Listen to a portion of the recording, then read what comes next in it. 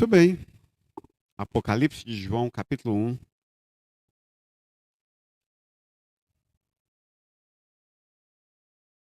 Acharam? Vou ler o verso 4.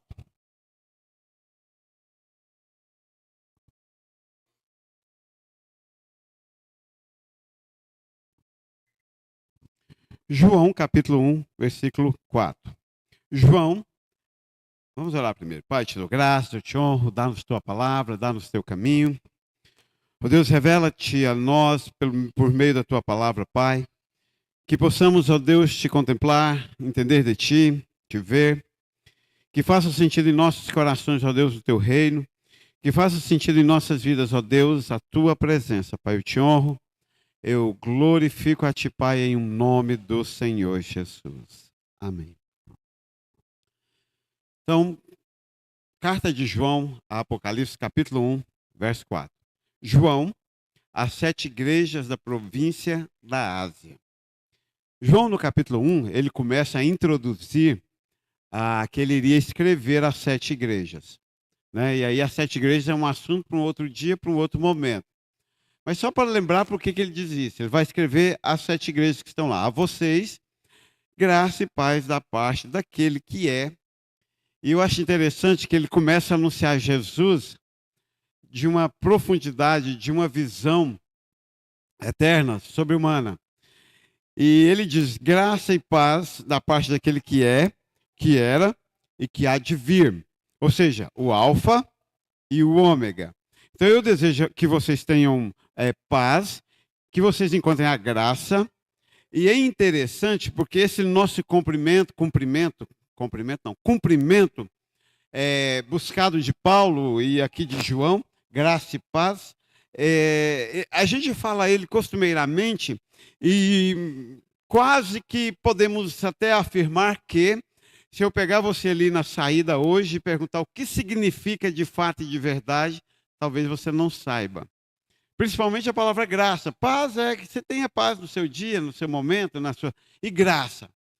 Eu acho interessante que até o cumprimento que eles deixaram para nós, ele é marcado, embebido por uma profundidade, graça.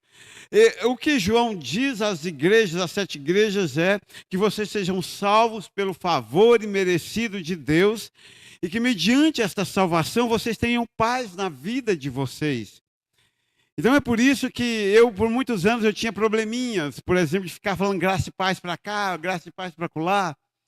Porque essa graça e paz, na verdade, é vivida pelo Filho de Deus, aquele que encontrou Jesus Cristo.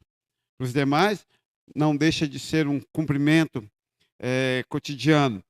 E ele fala claramente daquele que é, que era e que há de vir. Ou seja, o alfa e o ômega. Jesus Cristo, aquele que é eterno. Tudo é por ele. E interessante como isso foge. Costumeiramente as igrejas modernas estão fugindo do fato de que tudo aponta para Jesus Cristo. Seja no Velho Testamento, seja no Novo, seja hoje, seja ontem, ou seja amanhã, se de fato somos cristãos, mais cedo ou mais tarde nós deveremos nos dobrar à verdade de que tudo aponta para Jesus Cristo. Não há outro motivo, não há outra revelação, não há outro caminho. Aquele que é, que era e que há de vir. E ele continua embasando o seu graça e paz. Vocês poderão ser salvos pelo favor imerecido. Vocês poderão viver na paz do Deus eterno, porque ele é, ele era e ele há de vir. E tudo isso também está pautado nos 7 espíritos que estão diante do trono. Nós já estudamos isso no passado, os anciãos, as figuras e tudo aquilo que representa o trono de Deus no restante do Apocalipse. E no versículo 5 ele continua, e de Jesus Cristo. Pronto, finalizamos. Então tudo irá apontar, pautar em Jesus Cristo. Então a vida cristã, o meu fazer, o meu não fazer, o meu falar, o meu não falar, vai estar pautado na pessoa de Jesus Cristo. Ele é a revelação de Deus para o homem. Ele é a suprema revelação de Deus para o homem. E aí ele põe uma vírgula no verso 5 e diz que é a testemunha fiel. Eu acho interessante o fato dele descrever Jesus Cristo como aquele que era, aquele que é e aquele que há de vir, a plenitude dos sete Espíritos diante do trono, e ele fala a pessoa do próprio Jesus Cristo, que é, e ele conclui, e ele define, e ele desemboca no fato de que Jesus é a testemunha fiel. Quando eu contraponho a revelação de João com Isaías, porque Isaías diz que nós somos testemunhas de Deus. E eu acho interessante esta coisa, esse paralelo que sempre se faz do ser humano ou dos filhos adotivos com o primogênito. E eu acho isso interessante agora. Jesus Cristo é a testemunha fiel. Nós somos somente as testemunhas de Deus. Para que a fidelidade, para que toda a plenitude de Deus se manifeste em nós. E nós deixemos de ser testemunhas simplórias, testemunhas falhas. Nós precisamos que Jesus Cristo esteja em nós.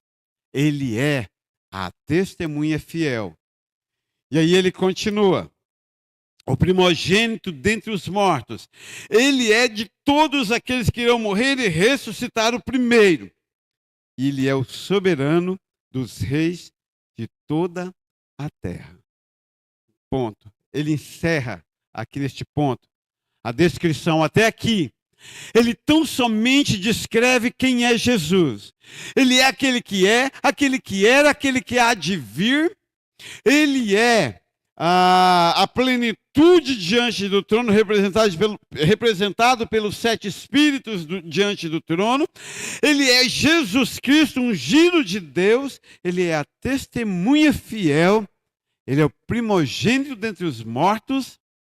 E ele é o soberano dos reis da terra. Ponto final. Esse é Jesus. Eu acho interessante quando eu penso e visualizo e materializo na minha imaginação a descrição de João sobre Jesus Cristo. Eterno, era, é, há de vir, soberano, ele é sobre todos os reis da terra. Ele é pleno, representado pelos sete Espíritos que estão diante do trono. Ele é o Cristo, ou seja, o ungido de Deus, separado para toda a glória e manifestação de Deus. Ele é a testemunha fiel. O que isso quer dizer? O que ele disse sobre Deus pode confiar que não tem erro. Ele é a testemunha fiel da revelação de Deus. Ele é o primogênito dentre os mortos. Foi o primeiro que ressuscitou para a vida eterna. Já pensaram nisso? Houve muitas ressurreições. Lázaro ressuscitou. Muitos outros homens, a filha de Jairo ressuscitou. Mas para a vida eterna, Jesus foi o primeiro. Eles ressuscitaram para esta vida e depois morreram. E ainda não ressuscitaram para a vida eterna. Será no grande dia, juntamente conosco. Agora, para a vida eterna, Jesus Cristo foi o único que ressuscitou até agora. Primogênito dos mortos. Aquele que é soberano sobre todas as coisas. Ponto. Esse é Jesus. Esse é Jesus Cristo, Filho de Deus, a quem cada um de nós devemos conhecer. Mas por que João fez tão bela, poética e eterna descrição de Jesus Cristo?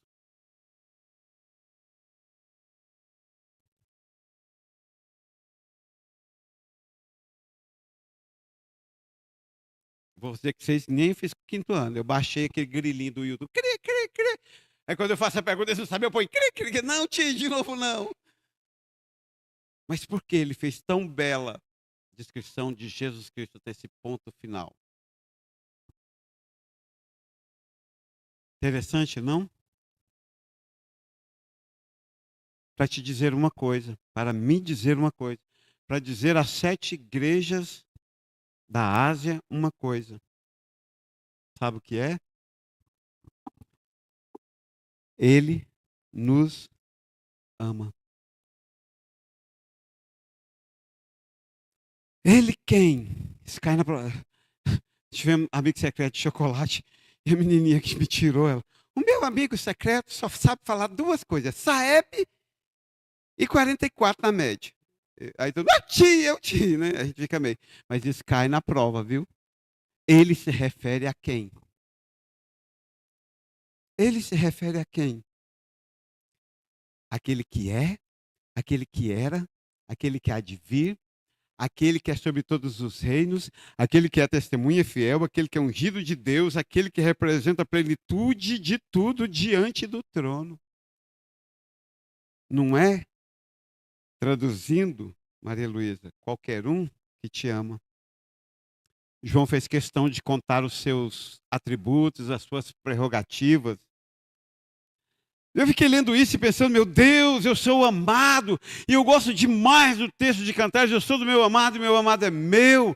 Eu sou amado por aquele que é soberano sobre todas as coisas, não é qualquer um. Eu sou amado por aquele que testemunha fielmente quem Deus é. Eu sou amado por aquele que é eterno. Eu sou amado por aquele que foi ungido por Deus. Eu sou amado por aquele que ressuscitou dentre os mortos para a vida eterna, abrindo toda uma sequência da história da existência. Ninguém nunca jamais havia ressuscitado para a vida eterna. E Ele o fez. Ele nos ama. Jesus Cristo me ama. Como vocês sabem, no dia do culto, a gente tem que passar para o menininho do som o tema e o texto, senão ele fica louco ali, né? Aí eu mandei para o Anand de tarde, hoje, texto e tema. Aí ele mandou assim, como assim? Não dá para falar. Tem jeito de falar que ele nos ama em Apocalipse? Tem. Incrivelmente, João descreve de forma brilhante, só para nos contar, que é ele em toda a sua glória, que me ama. Jesus Cristo me ama. E eu acho interessante que quando eu digo ele nos ama, ele me ama, eu fico pensando como é que esse amor é manifestado. Quando eu entendo que todo este ser que foi descrito me ama, eu preciso me perguntar, você precisa se perguntar como é que se dá isso? Como é que esse amor é revelado? A primeira coisa que eu notei é que ele jamais nos esquece. E talvez esse seja o maior medo que todo ser humano tem, de ser esquecido. Nós tememos profundamente sermos esquecidos. Mas ele vem em Isaías 49, no verso 14, e diz, porém, Sião diz. Olha que coisa incrível o texto de Isaías 49, no 14. Porém, Sião diz, os judeus dizem, o povo de Deus diz. A igreja moderna diz, é uma fala do povo de Deus que se repete geração após geração até chegar nos nossos dias. Olha o que Sião diz no versículo 14. Já me desamparou o Senhor e o meu Senhor se esqueceu de mim. É isso que pairava no coração de Sião. É isso que paira no coração do povo de Deus costumeiramente. É na primeira coisa que não dá certo, é na primeira coisa que foge ao nosso controle, a primeira coisa que nós pensamos ou dizemos é que Deus não nos ama. Mas com esses atributos, não é possível Ele deixar de me amar, Ele não me esquece. E no versículo 15, Deus responde, porventura, Sião, porventura, povo de Deus, pode uma mulher esquecer-se tanto de seu filho que cria, que não se compadeça dele, do filho do seu ventre? Mas ainda que esta se esquecesse dele, pode ser possível que a mãe se esqueça do filho, mas ainda que isso aconteça, diz Deus, contudo eu não me esquecerei de ti. É um amor que não se esquece de mim. Mas e quando eu peco? Eu acho interessante que essa é a discussão, né? Nós gostaríamos, seria mais fácil para nós se Deus se esquecesse de nós. Seria muito mais tranquilo para nós se quando nós pecássemos, Deus simplesmente desse as costas e se esquecesse. Mas não. Ele nos ama. Ele nos ama com amor eterno. Ele não se esquece em momento algum. Ele está sempre presente, ainda que a mãe se esqueça. Contudo, eu não. E algumas traduções diz: eu jamais me esquecerei de ti. Esse dia eu estava com meus alunos. Antigamente eu falava um trem. Mas o mundo evolui. E é difícil, porque eu vivo todos os dias o famoso conflito de gerações. Eu sou um tio de 54 anos, dou aula para aluno de 9, 10 anos. Sabe o que é isso? Não é dois mundos diferentes, não. Dois mundos seria se fosse gente de 40 anos, EJA. São 5 gerações diferentes. São 5 mundos diferentes. Eu falei para eles, no meu tempo, o cúmulo da breguice era tatuagem de chiclete. Meu Deus, como aquilo é feio, né? Aí eu falei assim, só que eu acompanhei vocês. Agora, o cúmulo da breguice da feiura é tatuagem de canetinha de Bob Good. Aí, tudo tatuagem de canetinha de Bob Good nos braços. Isso é feio. Oxê. Mas eu acho interessante essa brincadeira de escrever no braço. E, aliás, agora modernizou, mas no nosso tempo de escola, quem da nossa geração nunca colou no braço ou na perna? Eu tinha uma amiguinha da Assembleia de Deus que ia de saia, ela colava aqui na coxa. Escrevia a prova inteira ali na coxa. A gente escrevia no braço. Tem até um episódio, todo mundo odeia o Cris, que eles colam o inverso para depois olhar no espelho e ver. Eu não sei se Deus estava fazendo uma cola, mas ele disse assim, eu jamais esqueço de você.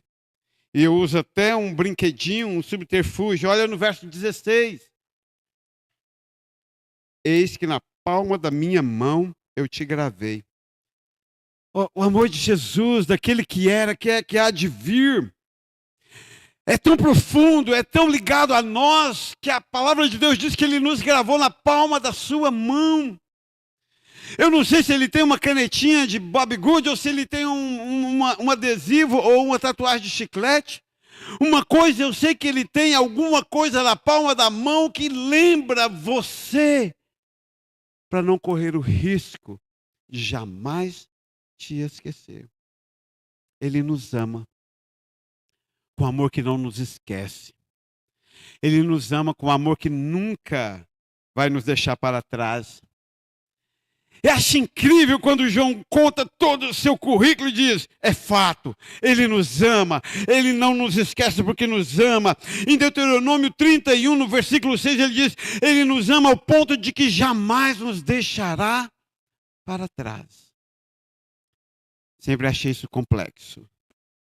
Então Deus não desiste de nós, não.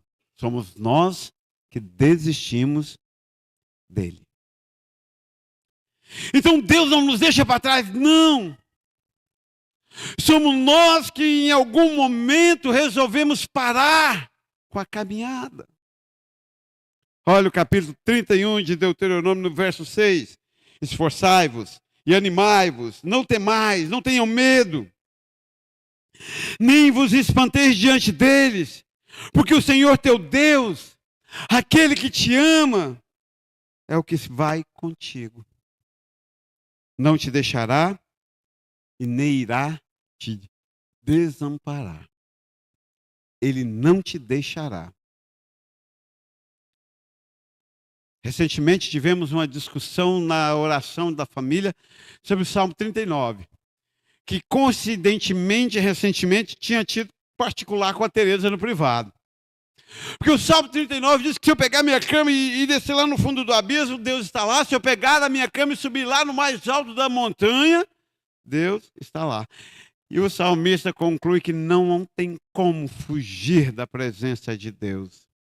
Isso é bom ou isso é ruim? Essa é a questão. Isso é bom ou isso é ruim? Ele não nos deixará. Quer dizer que no fundo do abismo, quer dizer que no alto da montanha, Ele sempre estará comigo. E a pergunta é: isto é bom ou isto é ruim? É ruim? É bom? É ruim? É muito relativo à minha postura. Se eu ando com Ele, se eu vivo com Ele, é maravilhosamente bom. Porque em tudo Ele me guarda. Se eu vivo a revelia dele, isto é ruim. Porque tudo que eu faço, Ele vê e Ele julga. E a Teresa chegou à seguinte conclusão. Então isso dá uma paz e um medo ao mesmo tempo. Não é assim? Fato é, Ele me ama ao ponto de não me deixar. Mas e se eu errar? Não me deixa. Ele segura na minha mão, me levanta, me ajuda a seguir. Mas e se eu der bobeira demais? Ele não me deixa. Ele me perdoa. Nós, seres humanos, somos hábeis em cobrar a culpa das pessoas. Na relação familiar, aliás, 99% dos mecanismos da relação familiar nada mais passa do que o mecanismo da culpa. Ah, eu te amei tanto, você não faz por mim. Ah, você me sacaneou tanto, agora também eu vou ser rebelde com você. A culpa é a arma de Satanás. Nós temos até a ilusão de prender as pessoas a nós por aquilo que nós fizemos a elas. Elas são devedoras. Eu acho interessante que Jesus Cristo, quando ele traçou o plano eterno, ele nos disse assim no Velho Testamento: eu pegarei todos os teus pecados e jogarei no mar. Então não é Deus que te cobra, são as pessoas. Ele te perdoou e jogou a sua culpa no mar do... Ah, mas pense que seu marido, sua mulher, seu filho, seja lá quem for, seu patrão, vai jogar os seus pecados no mar do esquecimento. Jamais. Nós não damos conta. Porque nós não damos conta do amor ágape. Somente o amor ágape dá conta de jogar todos os pecados e culpas no mar ou nas profundezas, diz o profeta menor, do esquecimento. Nós, seres humanos, vamos jogar na cara mesmo, todo dia, toda hora. Né? Que nem musiquinha. Todo dia, toda hora, de capa a capa, a Bíblia nos ensina que o ser humano vai pegar a sua culpa e jogar na sua cara.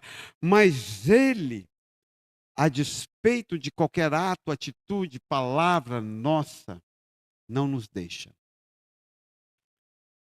Ele nos ama.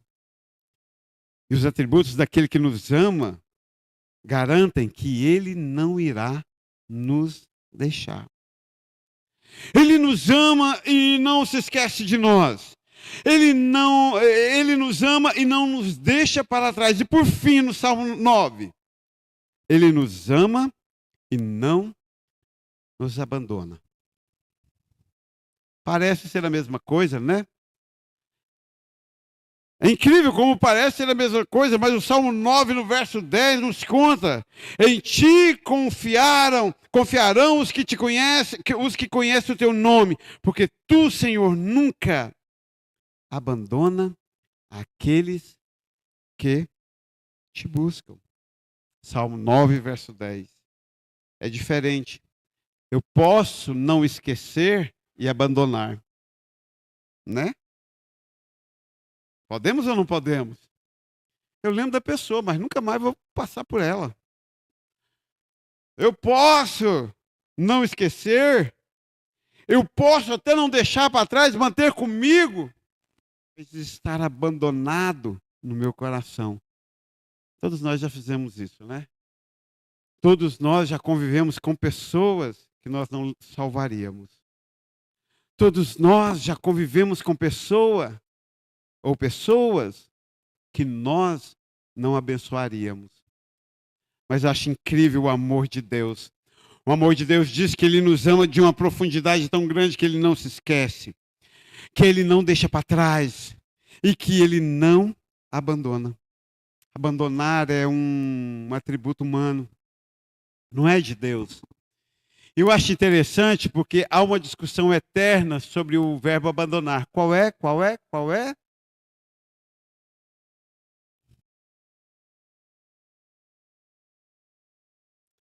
Jesus lá na cruz na hora da morte. Deus meu, por que me desamparaste? Porque me abandonaste. Queria que você pensasse, visualize comigo. João escreve assim: graça, salvação eterna, incondicional e paz da parte daquele. Daquele quem? Daquele que é, daquele que era, daquele que há de vir, de sua plenitude, os 7 Espíritos que estão diante do trono de Deus, a suprema revelação, de Jesus ungido de Deus, aquele que é testemunha fiel, que tudo que ele falar sobre Deus é fato, o primogênito dentre os mortos, o primeiro que ressuscitou para a vida eterna, daquele que é o soberano dos reis da terra. Ele te ama. E ele não te abandona por um único e simples motivo. Ele sabe o que é ser abandonado. Você já pensou nisso? Que Jesus Cristo, a duras penas ali na cruz, ele aprendeu o que é ser abandonado? Sabe o que é maturidade espiritual para mim hoje, nesse tempo? A semana que vem eu vou mudar, claro, vou ler outra coisa, tá? Mas sabe aqui, agora, é entender que ainda que todos os homens me abandonem, Jesus jamais me abandonará. Porque ele sabe o que é ser abandonado. Ele sabe como dói ser abandonado. Ele foi abandonado pelo Pai. Lembrando que a relação dele com o Pai não se compara à nossa relação com os nossos genitores. Nós, com os nossos genitores, quem aqui filho ou mãe, quem aqui é filho ou quem aqui é mãe pode dizer, eu com os meus filhos somos um, ou quem é filho pode dizer, eu com os meus pais, meu pai ou minha mãe somos um. Nenhum de nós podemos. Nós somos uma encrenca, nós somos uma briga constante, nós somos um disparado, nós somos cada um quer seguir o seu caminho, nós somos com a senha do Wi-Fi. Agora, Jesus foi claro. Tanto ele menciona Deus como um com ele, como Deus o menciona como um consigo. Aquilo ali na cruz foi abandono de fato e de verdade. Ele me ama, ele não me abandona porque ele sabe como é cruel ser abandonado. Como eu disse, hoje, nessa semana, para mim, maturidade espiritual é quando eu aprendo a entender que o ponto central da minha vida é que eu não sou abandonado por Jesus. Aí eu entendo o Salmo 91, ainda que 1000 caia ao meu redor, eu não serei abalado. Ainda que toda a humanidade me despreze, eu serei amado, sou amado de Jesus Cristo. Ele me ama. E aí ele continua, depois dessa pausa tão incrível, ele nos ama. É ele que nos ama, e ele nos ama dessa forma, de forma que não se esquece, de forma que não nos deixa, de forma que não nos abandona, e ele continua, e nos libertou dos nossos pecados por meio do seu sangue. Completou a obra ali na cruz do Calvário. Como disse o Vinícius, para quem está lendo a leitura bíblica no nosso plano, hoje nós lemos que ele simplesmente nos ama de uma forma tão, nos comprou, nos libertou. Não tem como a gente viver longe dele. E nos constituiu. Eu acho isso incrível. Eu sempre gostei dessa coisa, somos reis e sacerdotes, principalmente da parte. Rei, até que eu nunca quis ser, mas sacerdote é uma coisa que mexe comigo. E aí, de repente, a gente entende que só somos reino, ou seja, um lugar onde ele manda. Só somos sacerdote, ou seja, homens e mulheres que podem ofertar para servir a seu Deus e Pai, porque ele nos ama. Percebe que tudo aponta para ele? E ele termina: a ele sejam diante de tudo que ele fez, glória e poder para todo sempre. Amém. Te dou graças, Pai, eu te honro, eu amo a tua palavra. Obrigado, Deus, por tudo, Deus. Dá-nos tua presença nesta noite, Pai, em um nome do Senhor Jesus. Amém. Deus, te damos